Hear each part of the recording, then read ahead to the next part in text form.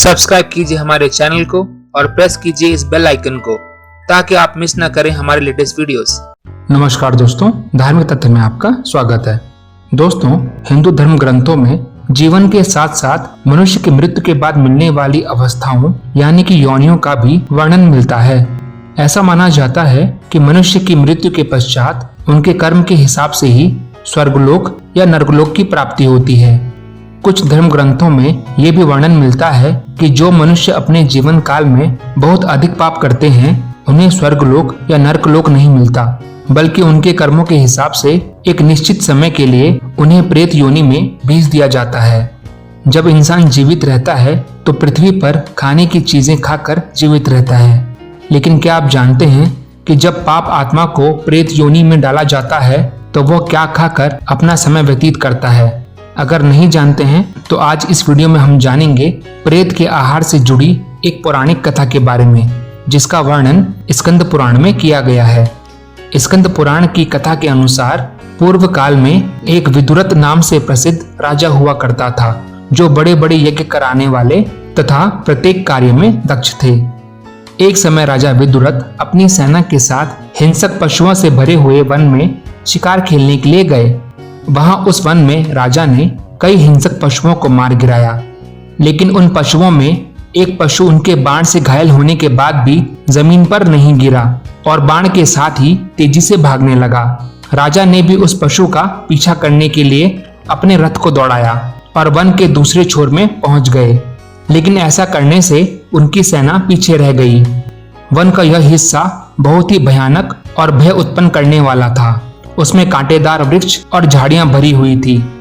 उस पशु को ढूंढते हुए राजा विदुरथ अपने घोड़े को कोड़े से पीट पीट कर हाँकने लगे।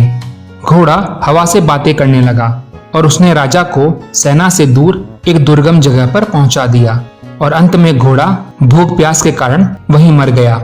भूख प्यास से व्याकुल राजा उस वन के अंदर पैदल ही चलने लगे। इतने में ही उन्होंने आकाश में 3 भयंकर जीव देखे, जिनको देखकर राजा डर गया। राजा को लगा कि उनका अंत निश्चित है। राजा विदुरथ ने उनसे बोला कि तुम लोग कौन हो? मैं भूख प्यास से पीड़ित राजा विदुरथ हूँ। शिकार के पीछे पीछे मैं यहाँ आ पहुंचा। तब उन 3 प्रेतों में से जो सबसे ज्येष्ठ था उसने राजा से कहा, महाराज, हम तीनों प्रेत इसी वन में रहते हैं। हम अपने घृणित कर्म के कारण यह दुख सह रहे हैं। मेरा नाम मासंदा है, दूसरे साथी का नाम विदेवत है और तीसरे साथी का नाम कृतघ्न है। यह सुनकर राजा विदुरथ अचरज में पड़ गए और फिर उन्होंने मासंदा से पूछा कि प्रेत क्या होता है। तब मासंदा ने बोला, हे राजन, जो मनुष्य चुगली करने वाला, दूसरों को कष्ट देने वाला तथा गुरु की सैया पर सोने वाला और जो वेदों तथा ब्राह्मणों की निंदा करता है, ब्राह्मण कुल में पैदा होकर मांस खाता है और जो सदा दूसरे प्राणियों के साथ हिंसा करता है वह प्रेत होता है। जो पराई स्त्री से आसक्त, जो दूसरों के धन को हड़पने वाला, जो धन की इच्छा से नीच अथवा दुष्ट व्यक्ति से अपनी कन्या का विवाह कर देता है, राजन, वह भी प्रेत है। जो मनुष्य उत्तम कुल में उत्पन्न दोष रहित पत्नी का त्याग करता है तथा जो ब्राह्मणों के लिए धन का दान होते देख उसमें विघ्न डालता है, वे सभी प्रेत योनि को प्राप्त होते हैं। तब फिर राजा ने मासंदा से पूछा कि तुम प्रेत कैसे बने?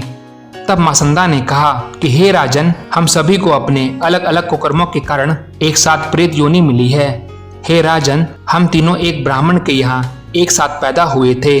हमने नास्तिक होकर धर्म मर्यादा का उल्लंघन किया और हम लोग सदा पराई स्त्रियों के मुंह में फंसे रहे।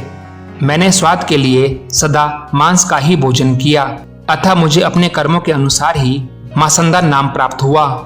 महाराज, यह दूसरा जो आपके सामने खड़ा है, इन्होंने हमेशा देवता का पूजन किए बिना अन्न ग्रहण किया है। इनके कर्म फल से इन्हें भी प्रेत योनि में आना पड़ा और देवताओं के विपरीत चलने के कारण इनका नाम वेदवत हुआ। और जो तीसरा आपके सामने खड़ा है, इसने सदा दूसरों के साथ विश्वासघात और छल किया है, इसीलिए इसे अपने कर्म के अनुसार कृतघ्न नाम प्राप्त हुआ। इन सब के प्रेत बनने की कहानी सुनने के बाद राजा की उत्सुकता और बढ़ी और उसने पूछा कि इस मनुष्य लोक में इंसान आहार लेकर जीवित रहते हैं, लेकिन तुम प्रेतों को कौन सा आहार प्राप्त होता है?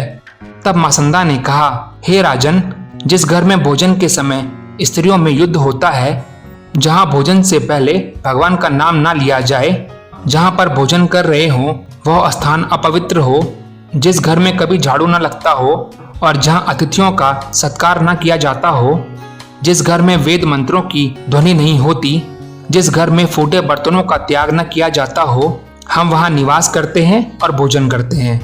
जो श्राद्ध दक्षिणा से हीन तथा शास्त्र विधि से न किया जाता हो, वो श्राद्ध एवं भोजन हमारे अधिकारों में आ जाता है।